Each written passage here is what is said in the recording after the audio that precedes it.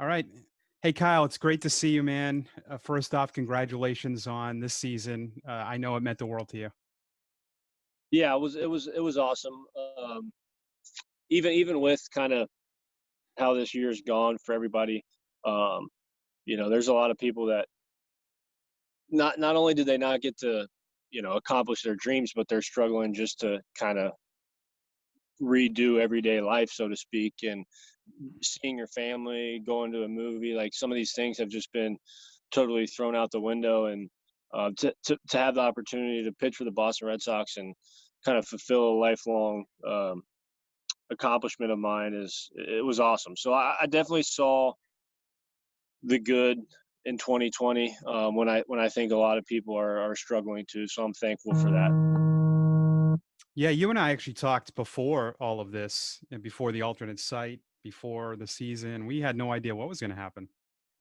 No, we didn't. I don't think I I think the people that are handling this best are the ones that just have rolled with the punches and kept an open mind, Sure.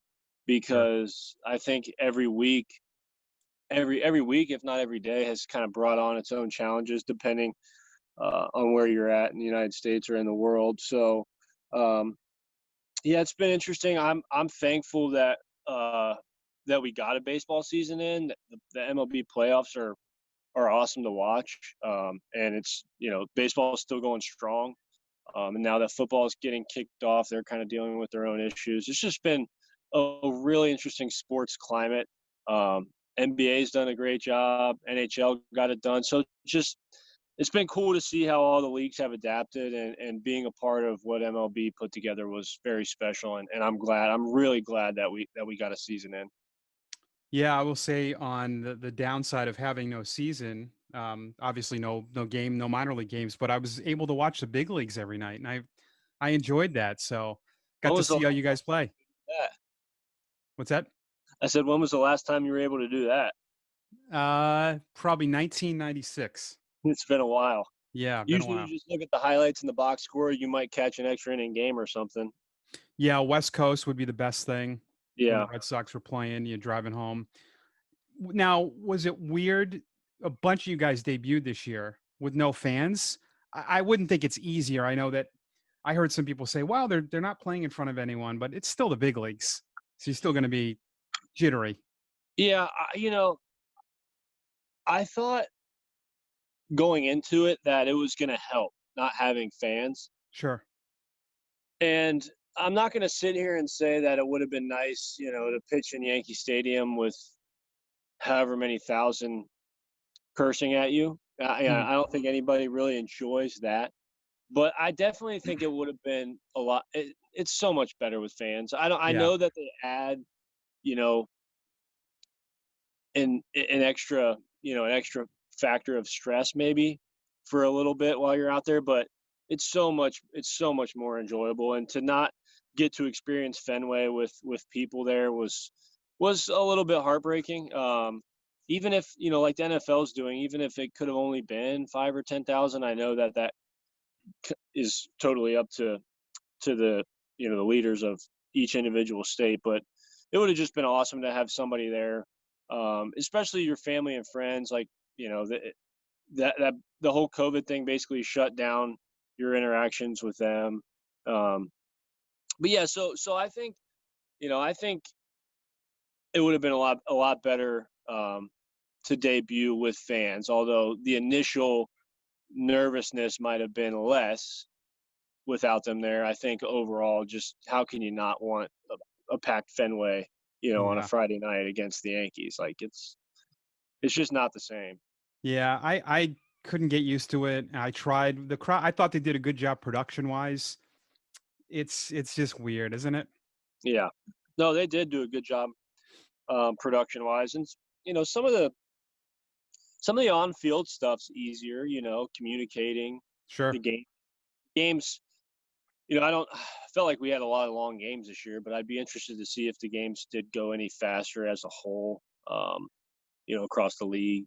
Yeah. But so there's like some very minor, um, improvements, but I just, as a whole, having fans there is just, it's so much better for baseball, and hopefully, I know that everyone said, oh, next year 2021 is going to be totally normal, but like, who knows? I mean, Mm. February's not far. February will be here quick, so I hope that we can get as close to normalcy as possible, not just for baseball, but for the world in general. Yeah. But I'm an optimistic person, so I think I'd like to think that at least by June 1st of next year, it's going to look a lot more normal. Going to a baseball game or going to a movie or just Sure. going, to the ice cream shop. Like, I'm optimistic. Like I said, I hope that we can get back to some level of normalcy. Yeah, one thing I think about is I remember hearing stories from older people about vaccines they had when they were younger that we were fortunate we didn't live through. So that we're living through now something that's going to save lives down the road, 40, 50 years. Kids are going to laugh and say that virus that we could just take Yeah, this little pill now and we don't get it. yeah. So I we I are, totally think I think you're right. It's definitely going to be something like that. I mean, it is going to be. This is going to be such a blip in time, but I mean, life is short and every day counts. So when yeah, we've spent 6, 8 months in quarantine and who knows how much longer of just kind of putting your lives on halt, I mean, it affects a lot of people. You think about people that were reaching milestones this year, graduating, having kids, getting married, buying a house, like you know, how much or just simple things like becoming a grandfather, becoming a grandmother, becoming a mother-in-law, like how relationships and all these connections have been altered because of this airborne, you know, invisible freaking virus that yeah, is killing people that, should still be here. So it's saddening but also, very eye-opening all at the same time because, you look next door at your neighbor and you're like, well, I know how my life's been affected, but how has their life been affected? yeah. That's a good point. I can imagine when you got called up there that there was just your head was spinning, phone going off. You had to make a lot of calls, right? Mom and dad first. Yeah. Yep, yep. I was going through a lot of emotions. I really kind of wish, and I think I told Dahlbeck this when he got called up. I really wish I would have maybe just turned my phone off after I had initially contacted the people that needed to know. Right then and there, they needed to know. Say, hey, I'm pitching tomorrow against the Rays. And I wish I would just turn my phone off because I think I got a little bit caught up in trying to respond to everybody, and I got so many nice messages and texts and a lot of them I've saved, and I'll probably keep a note of them for as long as I live because just so many people in your life that have helped you get there, and you don't realize it until you get a message from your uncle, you get a message from a former coach, and you're like, holy crap, like this list is massive of how many of these people deserve a text or a message back from me in return because you'd think that there would just be a bunch of random people texting you, but you don't realize how many people in your life, have meant something and really mean something to you in your journey. So I just kept getting messages from people that deserved the message back, and it's a good problem to have. Um, and I felt like kind of obligated to just keep firing them off. But I wish I would have just kind of taken a break, and I did. I did on my start day, just kind of put my phone away. But I honestly wish I would have done it the day before and just kind of enjoyed the moment. Yeah. But Hey, you're a good guy, you know? well, I don't know about that, but I responded to a lot of people. I will say your university that you went to, Indiana, they love their alum. And I have a friend that's going to listen to this now, Rich Leopold, who went to your college. He's around my age. We worked in baseball years ago. He would email me, text me about you when you were coming up in Portland. And when you got to the big leagues, I got a lot of messages from alum saying, Really? "Hey," and I tweeted something, and they were always right on top of it. So I've found Indiana, one of those just, because I deal with a lot of colleges with you guys from doing media stuff. Yeah. They are always really into you guys at a level I've never seen, and I thought that was really nice. Well, well, Rich, if you're gonna listen to this, thank you, and to everybody else. Indiana is just, it is a special place, and it's, to your point. That's not something that I really realized until just a few years ago when, you know, like, you people really care about each other there, and that's, like, I didn't know that going in. I was just like, oh, this is a nice place. We got a good baseball program. It looks like it's kind of on the rise, but it's totally just blown up in terms of talent and, accomplishments across the board in the baseball department. And so I had no idea that that was going to happen, but truly, it's a special place, and I get messages all the time from people, um, still connected to the baseball program, that are just like so fired up about how many guys we have in pro baseball that are doing well. I mean, even Yeah, right now, Schwarber was eliminated with the Cubs, but we have Aaron Slegers with the Rays. He's still competing in the playoffs. It's like there's always somebody doing something in the big leagues that was a Hoosier, which, it just, you think of like a Louisville or an LSU or a Texas, like those types of schools. But for an Indiana program that really wasn't much even 6 or 8 or 10 years ago, uh, 8+ years ago, like, it's been very recent.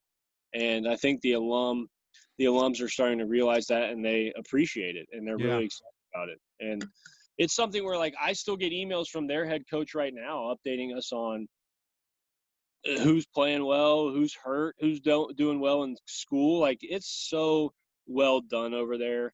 Um, it's, I'm just so proud to be a part of it. I had no idea. Like I said, going into there, I had no idea what I was gonna be tying myself to, and I'm forever grateful. Yeah, speaking of that, you probably had no idea what SimCity was going to be like when you guys all got there. I'll tell you from my amateur opinion, I really like a camp like that. I don't know if you could do that down the road, but I think having older guys, and it got even younger after you left, I thought it was a great mix of players that you guys could help each other. And I saw a lot of that, and I was really taken back by how well the older guys treated everybody. It was so interesting, and I wonder, throughout Major League Baseball, like, what everybody's alternate site looked like. You know, True. Yeah. that they should have do like a damn E60 on that someday, because that was so cool, the way that ours was run, and the group of guys that, were flowing in and out of there.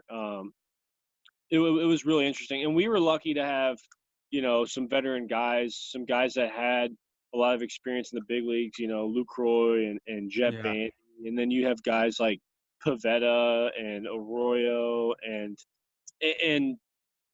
all around. I mean, you're just lucky to share stories with those guys' experiences, learn from them, get their input, and just try to kind of grow and make that situation the best that you could. I had fun down there, and the good thing about it was the coaching staff did a really good job of trying to schedule everything out so that we could get our work in. Um, but we were always almost able to watch the Red Sox game, Yeah. and it was never like too much work. Nobody was there for 6 or 8 hours a day, which I think made it nice. Like, it was just, maybe 4 hours at the max, but a lot of days it was like two, 2 to 3 hours of work, and then you got out of there. And I think that went a long way for the guys. Just, Yeah. no one ever felt like overburdened, with work. Um, and I think that's important, just to keep guys fresh and ready. And especially since we're already in this messed up year, just to keep guys in a good mindset if they did get called up. Billy McMillan and the that group of coaches, Krabby and Abby. I mean, they're perfect for that, weren't they? Yeah. Yeah, they were. And I think, and for them, it was probably tough because they had a lot of new guys coming in. I mean, Yeah. signing guys, picking guys up, adding guys, dropping guys from the player pool into the player pool.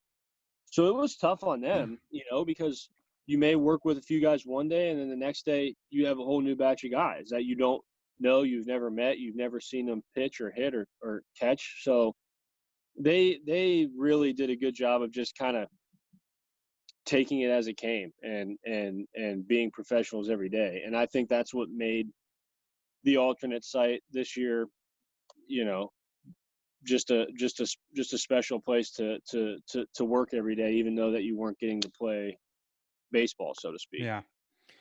Yeah, one of my favorite moments, and I know everyone's different. I don't know how you would feel it. I like there was I think it was the last at bat of a game. Lucroy got jammed from a Simpson pitch and got a base hit, and he immediately told him like, "Hey, you had." I could see like he was going, "That was a good run." He was telling him like, "That was a good pitch." Yeah. Yeah. I like hitters were talking to pitchers, which you can't do when you're playing another team. No. Yeah. The level of improvement among the guys, I think, was better in this setting Yeah, I because agree with you. Yeah, grind out.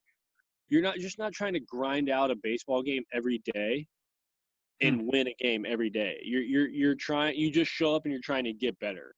And it's hard to have that mindset during the season because you want to show up and you want to win and you want to put up numbers. Yeah, But to your point, the growth approach of the alternate site this year was definitely the best aspect because you weren't stressed about your numbers. You know what I mean? You were yeah, just going out there and working, and and then you add guys like Luke Roy and some of those guys into that mix that truly want to make their teammates better, and that's what your end product is just a good environment. yeah. I think I obviously I'll ask you this because you guys are more obviously. I said this a lot that it must have been easier for the pitchers. Like for you, you weren't. Those guys were hitting every day in increments of 3 innings. Duran's hitting 6 times within 40 minutes. You guys kind of stayed on the same schedule, almost like a season. Yeah. But I mean, who know? Like I don't know. Maybe some of the hitters would say it was easier for them. I mean, I don't know. Well, it's from a pitching perspective, it's tough to face, you know, a guy like Jaron Duran 4 times. I mean, Yeah, definitely. he, I mean, he, he's a guy that there's a lot of good players like that, like Wong and Jeter and some of those young guys, even even Potts there at the end. Like some of those guys, you just don't want to see over and over. So from a Yeah, pitching perspective, the repetitiveness of facing some of those good hitters is really pesky and it's annoying.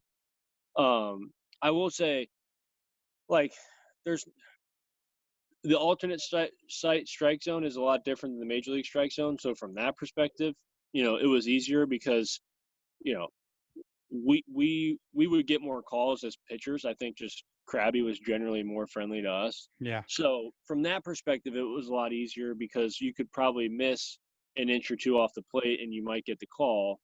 Um, Whereas that's just not going to happen in the big leagues. But yeah, I think the scheduling of everything was a lot easier for the pitchers because you knew in advance when you're going to work, and the hitters just kind of show up every day and they know their schedule, but you don't necessarily know how many at bats you're going to get or who you're going to face. Whereas during a normal season, you'd pretty much have that stuff under wraps. So yeah. I think there was a little bit more of a guessing game for the hitters, but at the end of the day, I mean, you can only fool these guys so many times, and you only have so many pitches to fool them with. So from that aspect, it's pretty tough from our standpoint. Yeah, I think Abby told us that sometimes you guys would simulate a player in the big leagues. So you would pitch, a Jaron Duran like a Brett Gardner or something, because ultimately, if you like you were going up, you're going to have to face Nate Lowe and Yeah, guys from the Rays. Yeah.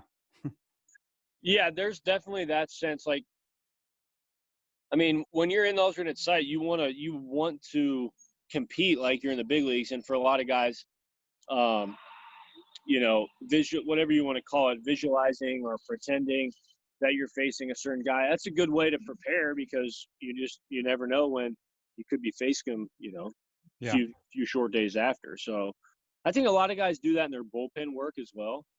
Like Sure. I know I saw um, Nate Eovaldi, Zach Godley, Perez. A lot of the starters they'll throw like 15, 20, 30 pitches, and then their last like 10 or 15 pitches they'll use to simulate guys that they're going to face in their next outing. So That's hey, interesting. Yeah. Freddie Yeah. Freeman's coming up. Let's throw a Freddie Freeman sequence, That's and cool. it's just a good way to lock in, Yeah. especially if you're a guy that likes to visualize. And I think we have a lot of those guys. Damn, that guy's good, by the way, huh? Which one? Freeman. Jeez. Yeah, he is good. Oh yeah, I think he lined out. He hit two balls like identical off me. One for a base hit and one was caught by the left fielder. His approach against left-handed pitching is outstanding. I mean, he's just willing to let the ball travel and try to drive it to left field. You just don't get a lot of guys Yeah. with that type of discipline. I mean, Casas reminds me of him. Costas is yeah, he's like a Freddie Freeman, Joey Votto combination. Because He's I grew up watching the Reds, so Joey yeah. Votto has Yep. been just a guy that I've always watched, and him and Freeman are just so disciplined and so willing to go the other way. And I've always said, like, it's hard to pitch to those guys that don't want to pull the ball, Yeah. because they're not necessarily trying to hit the ball out of the park. Like they're willing to do what what you're going to give them. They're annoying. Yeah, When and I they're saw good. Casas, They might still hit it over the fence. yeah, when I watched him hit, I was like, "Who? This guy's like from the '80s, '90s, '70s, not Yeah, today." Now, how'd you feel this summer? that's a good question. I actually I struggled early on, so I was diagnosed, or I should say, I contracted Lyme disease in late May. Hmm. I never um, found the tick, but I did get a rash from the tick bite that I picked up probably at my farm in Okay. Indiana, which is so unusual because you know you think of the Midwest is not really a hot spot for Lyme disease, Hmm. whereas the Northeast is you're at a much greater risk. So it was a surprise to me. It was a surprise to the doctors as well because when I first got sick and I got really really sick, they thought it was COVID. Oh, And so we kind of treated it as COVID. I stayed home. I took some Tylenol and tried to get my fever down and push fluids. And I wasn't getting any better. And I was having some just symptoms that didn't resemble COVID. I had insomnia. I couldn't eat anything. Um, I like I couldn't go out in the sunlight. It was really really strange. And so finally, about 10 days later, I went to the ER and they found the rash and started me on antibiotics. So it was caught within a reasonable time frame, and I did 3 weeks of antibiotics. Started to feel a little bit better going into the summer camp there in late June, but never really regained my full strength. I mean, I lost like 13 pounds, and for someone with my frame, like that's a lot. yeah. And I never quite got it back, although we worked really hard to get it back. But there was just so many other like little symptoms that I would feel um, throughout the course of the season. And I would just get really, really fatigued. I had a lot of joint pain. Um, I lost a lot of my like memory, which was weird. I couldn't remember a lot of stuff. And it was just a really interesting time trying to manage these symptoms all while trying to debut and have success in the big leagues. So I'm not going to sit here and make excuses, but at the same time, there's a difference between reasons and excuses. Hmm. And honestly, I'm just looking forward to putting this season behind me and getting fully healthy because I don't have a problem with, getting hit. I don't have a problem with people scoring runs off me if I know that I have my best stuff and I'm operating as my best self. But when you're out there and you don't feel good and you don't really know why and you don't really know what to do to make it better, it's just a crappy feeling. And it sucked because my arm felt great, which Mm. never happens. I always feel something with my arm. We all do. We're pitchers. Yeah. But my arm felt great. My body felt great. But it was just like, my mind was I was under attack. It felt like, and so the doctors. I mean, we kind of tried to keep up with it. They had me get checked out, keep up with my blood work and everything, and um, so it's just been one of those things that's dragged on. And it's interesting because some of the people I've known that have had COVID have felt some symptoms that have lingered for a while too. Mm. And so it's interesting how there's some conclusions that can be drawn and some similarities that can be drawn between um, the two diseases. But um, I'm starting to feel a little bit better now, um, Very and good. I don't know if it's just being back home and maybe being under less stress, because they thought that could have been a big part of it too. Was you've been treated for it, but you're still under this great stress of trying to play in the major leagues, and your body's just not loving your situation right now. Yeah, it's Um, interesting. and so I just really and that's because I want people to know, like, that's not me who was out there. I felt like I wasn't even able to compete at the level that I wanted to, and it's a shame because there's so many people that haven't seen me pitch in a long time. And there's people that are watching me pitch for the first time, and they think that that's who I am, and it just that's not the case at all. So I'm looking for, and the support that the Red Sox front office and doctors have given me has been awesome, and I think they just want me to be better, because I know what I'm capable of, and I know what it feels like when my body and my mind are operating correctly. Um, so that's what I'm looking forward to, is just getting back, getting stronger, and you know, working next year to contribute at a level that I know I can. Well, thanks for sharing that. In Portland, we used to do this Lyme disease night, and I had a guest. This lady told me that she was diagnosed with leukemia, and it was Lyme disease. That's how sick she was. And I will always remember that. You know, when you interview people during a game and they come in your booth and you don't expect a story like that. So, I mean, I remember her telling me her condition, and like she was legit thinking they thought she maybe had cancer, leukemia, whatever. So I can only imagine what you went through just from hearing someone else talk about it. Yeah, it was horrible. I know there's been people that, like, have had it undiagnosed for years and years and years, and I was lucky to get it diagnosed, but I feel like everybody's kind of uh, journey with it is different, and some people aren't affected at all, and some people feel like they're dying, and I just happen to be one of those people that I would lay in bed from 5 a.m. to or sorry, from 9 p.m. to 5 a.m. for like 10 straight days. I didn't sleep for like a week straight. And Wow. they said that while the virus first is or the infection is first taking place, you don't sleep. And Hmm. that was probably one of the craziest experiences of my life. It was like almost 100 straight hours with no sleep. And were you tired? No, I mean, not really. Like, I, I know that sounds I like a would dumb get, I would question, get, but I would get tired at bedtime, yep, and then the sleep wouldn't come. But I would try to take the sleep aids, the Z-Quil or melatonin, and nothing, huh? it would just give me crazy thoughts. It wouldn't help me sleep. You just lay there and stare at the ceiling. It was one of the most bizarre experiences of my life. On top of not eating, I could eat like chicken soup and like a popsicle was what I could eat pretty much every day. Like, I had no appetite Yeah. at all, and it was a bad experience. And I thought I was going to be really screwed because I thought baseball was going to come back a lot earlier than it did.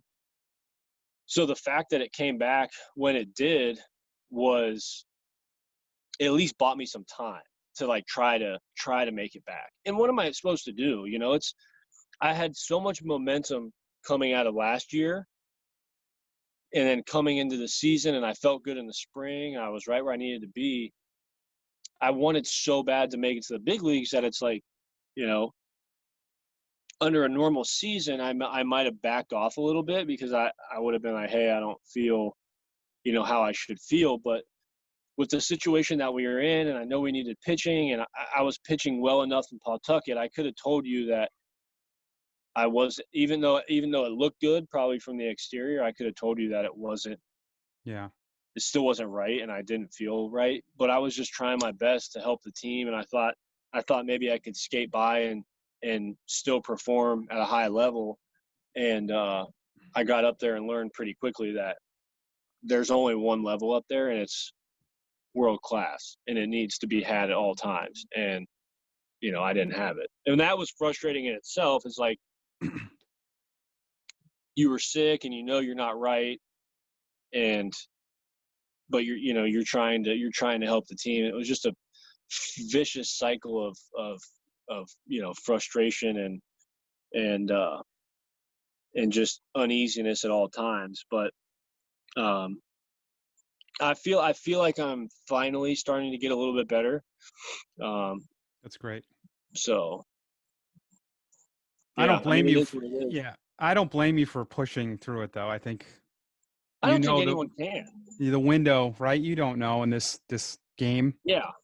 right? You have And a chance. who knows too, like, I could have gone up there and thrown the pitches that I had thrown and given up no runs. Like, Yeah. you know, that's the other part of it is I was having a bad stretch. Every ground ball got through the infield. Every soft line drive fell, you know, and then they hit the home run. You know, so it was like those could have been outs, or that pitch could have been called a strike. You know, like any sequence of those events could have changed in a way that, oh, I pitched well, but guess what? I would have still known deep down that I felt like crap, and we would still be having this conversation saying, yeah, I didn't feel well, but my Yeah. numbers would be good. And I don't really care about my numbers at all, because when you are when you are you know, when I'm healthy and I'm working hard and I can go out every fifth day and give my best, the numbers take care of themselves. Mm. Some days they're going to be good, some days they're going to be bad.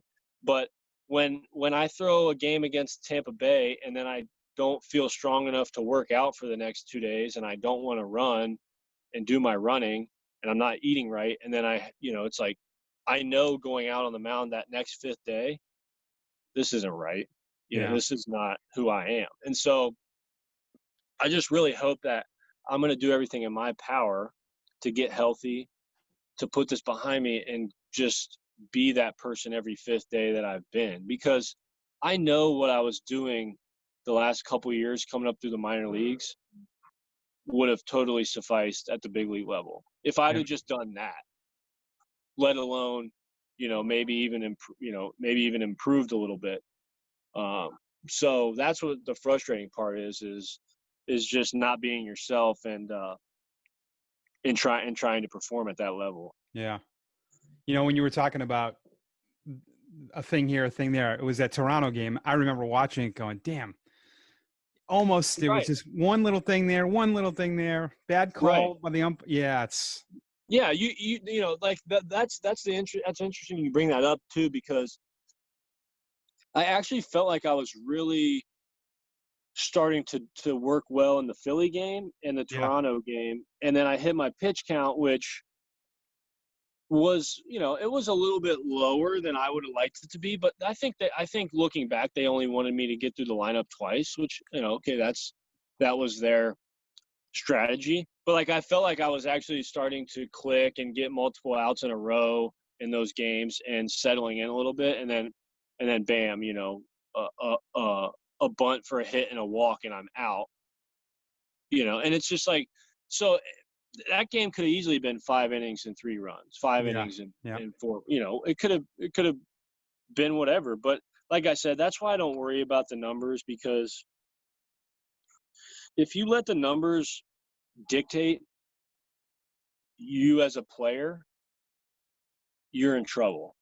if you let the work dictate who you are as a player, the numbers will fall as they should. Yeah. And I believe that. And that's why I think you see, and an example of that is a guy like Mitch Moreland, guy like Kevin Pillar, Good Xander Bogaerts, examples. those guys Yeah. that just show up and Evaldi or Perez, like guys that just show up and they couldn't tell you, you know, what they did a week ago, but they know what they're going to do that day.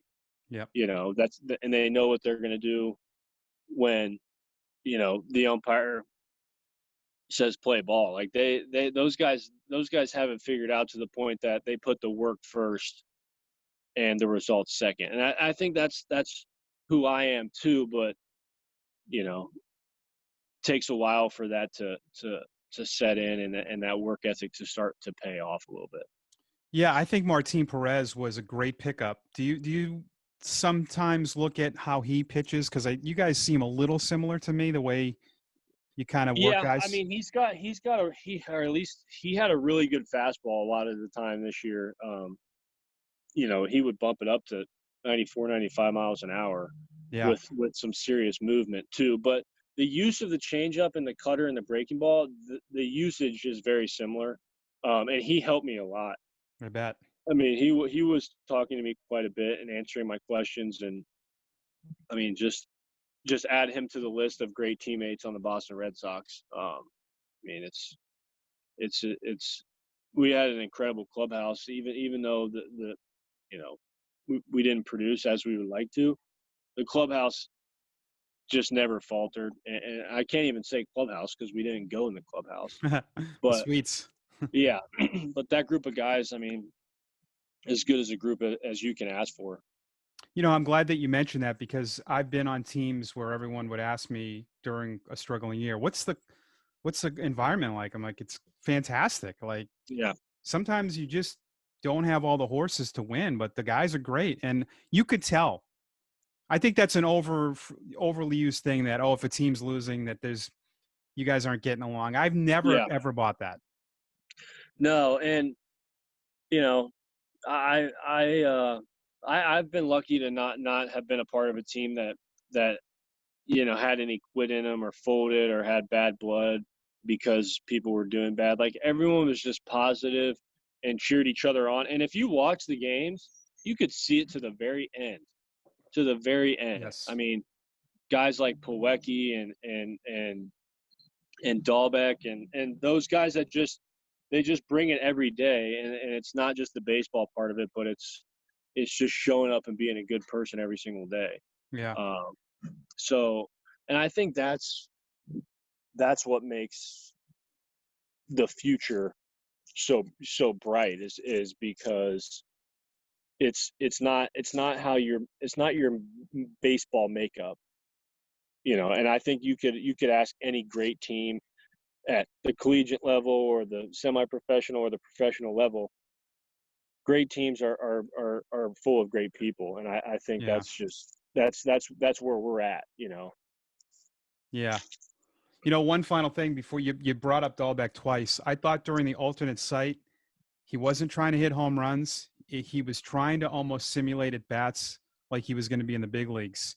And he really took that to Boston. I think people were surprised, but after watching him, didn't he have kind of a different approach during the alternate site? Yeah, and I think and that's a credit to him. I spent a lot of time with Bobby, Yeah. before I got called up, and when we would talk quite a bit, and he was getting a little bit frustrated at the alternate site because he wasn't hitting, but he was walking a lot, and we just would talk about it a lot because he obviously wants to hit the ball hard, put the ball in play, and he knows he's going to lose a couple over the fence. And I think he was just really wanting to do that so that the front office saw that and called him up. But I think it worked out in his favor just staying patient and just Yeah. continuing to put good at bats together. And I think that's it. He vouches for himself when you have pitchers, myself included, in a simulated game environment with absolutely no no score, not really any ramifications at all that want to pitch around the guy. Yeah. You know what I mean? And Yeah. and part of that is because that's how I'm gonna pitch him in the big leagues with a guy on second or a guy on third. You know what I mean? Like Sure. we were trying to pitch him the way that that we would pitch a big leaguer that had that kind of power and that kind of hit tool in a real game, but it's the way it is. I mean, the guy has so much power and so much, bat to ball ability that he just constantly got pitched around. And so the fact that he was able to stay disciplined and just put in his work every day, it really paid off for him, Yeah. the last month of the season. He'll be a good mentor for someone similar to his makeup, right? Oh yeah. Yeah, Someone like that's a power hitter. even a guy like Casas. Yeah. Casas is a guy that really, and Bob has told me himself, like Casas is a guy that has really good approach and a really good routine, that's probably the most eye-opening thing for me about Casas is like him and Duran, they have such good routines, which is unusual uh for guys that young and guys that haven't played in the upper level minor leagues or had any big league time is, you know, for them to have that kind of routine and to lean on it like Yeah. they do is that's what impresses me, because when you get to the big leagues and you see the Mitch Morelands and the Bogarts and the Devers, the Vasquez is like just leaning on their routine every day, whether they're going good or bad. That's a big piece of the big league makeup. Sure. And so so a guy like Casas stands out to me, because he's going to be in the big leagues in the next couple of years. I don't foresee him spending a ton of time in the minor leagues, barring any injuries. No, I don't either. Everyone's journey is different. I mean, I didn't see Dahlbeck spending as much time in the minor leagues as he did, but like, it just depends on what organization you're with Sure. and where that organization is at when it's your time to kind of come up. But those guys are really good and have a really good approach to their work. Not just when they step in the box, but when they get out of bed in the morning. They know what needs to be done, and Yeah. that's what impresses me.